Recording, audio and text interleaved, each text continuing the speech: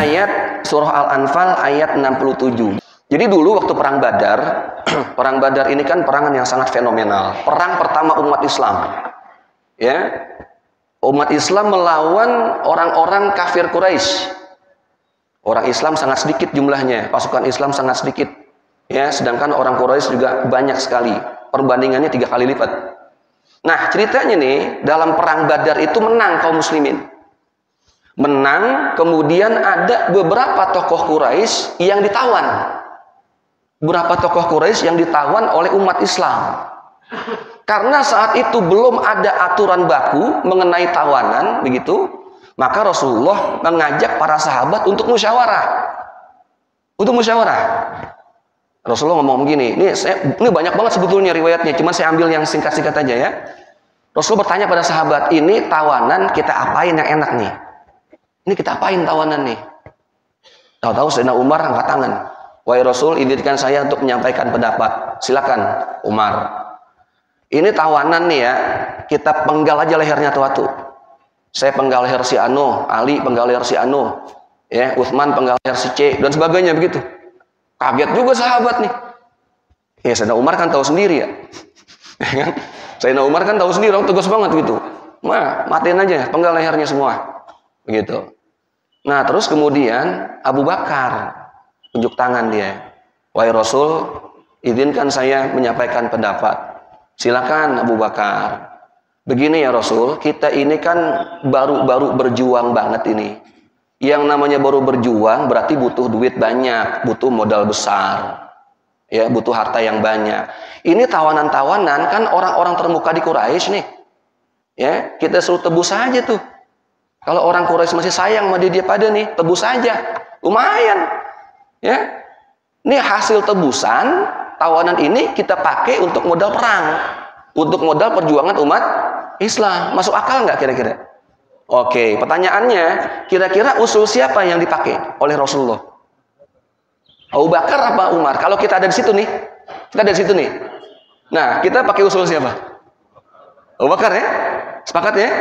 Baik, ternyata ya, ketika Rasulullah ngomong begitu dan sepakat para sahabat, nggak lama besoknya nih Abu Bakar dengan Rasulullah di pintu masjid nangis berdua, susungguhan nangisnya, berdua nangis nih. Ya, kemudian sahabat Umar datang kaget, wahai Nabi, wahai Abu Bakar, ma yubkikuma, apa yang menyebabkan anda berdua menangis? Apa yang menyebabkan anda berdua menangis segitunya gitu? Karena saya pengen ikutan nangis. Saya pengen ikutan. Itulah sahabat itu. Melihat Nabi nangis, sahabat nangis, pengen ikut nangis gitu kan. Kalau kita kan kagak. Lihat teman nangis, lu ngapa? Lah, cengeng amat lu pada. Kita kan begitu ya. Ini enggak nih. Itu hebat saya Umar. Apa kata Nabi? Wahai Umar, andaikan sekarang ini kiamat terjadi, mungkin yang selamat kamu doang kali. Kata Nabi begitu. Mungkin kamu doang yang selamat. Saya dengan yang lain udah nggak tahu hancur kali dah. Allah marah banget sama saya. Begitu. Marah gimana ya Nabi? Ternyata turun ayat ini.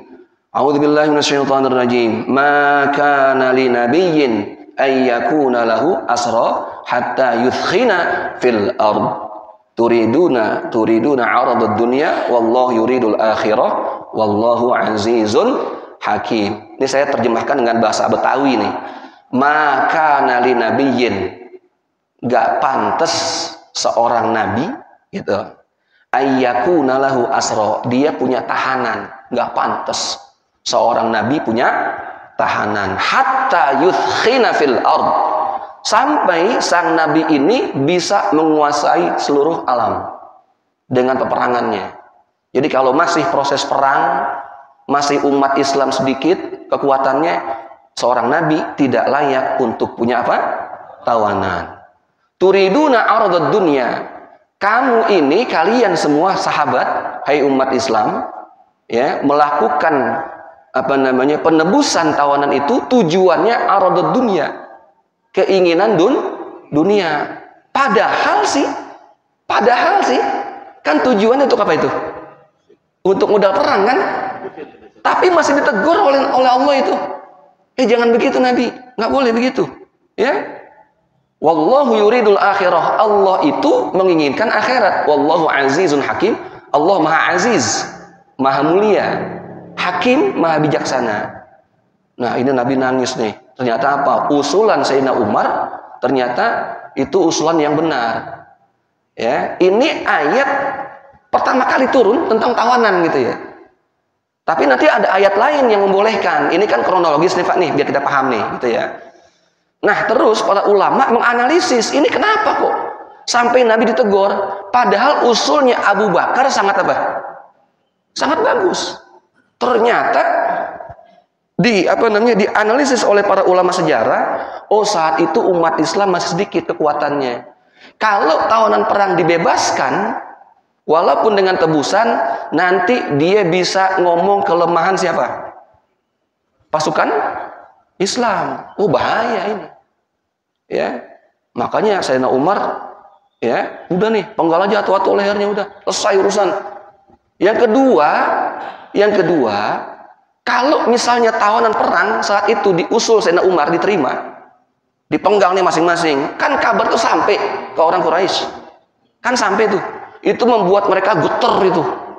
Wah, ternyata umat Islam walaupun sedikit nyalinya gede banget nih. Nah, itu tuh, ya.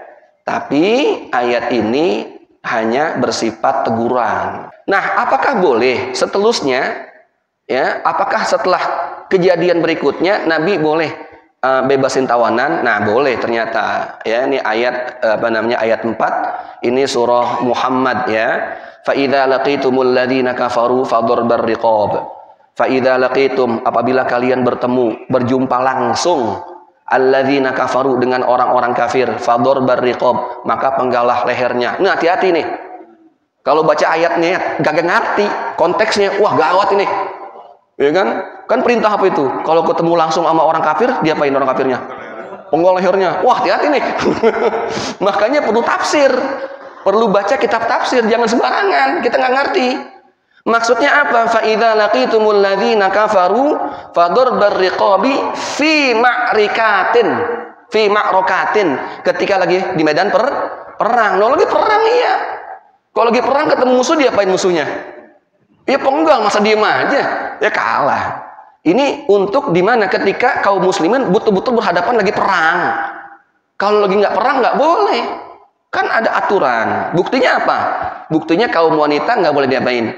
Dibunuh. Tempat-tempat ibadah nggak boleh dihancurin. Kan begitu ceritanya nih. Ya. Hatta idza athkhantumuhum. Sampai kamu betul-betul ya mengalahkan mereka. Fasyuddul wathaq. Kalau mereka udah kalah, fasyuddul wathaq. Tahan. Kalau masih ada yang belum mati, diapain? Tahan. Nah, berarti kan suruh nahan ini. Kalau tadi ayat sebelumnya suruh ngapain? Penggal semua, nggak boleh hidup. Nah, ini Allah suruh tahan.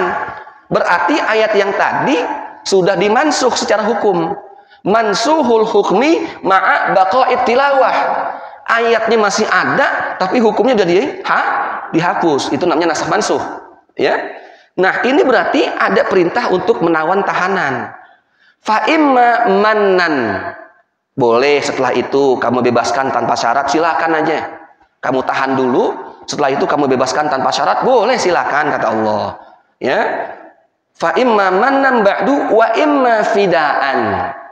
Dan kalau kamu mau tebus juga nggak apa-apa, nggak ngaruh itu.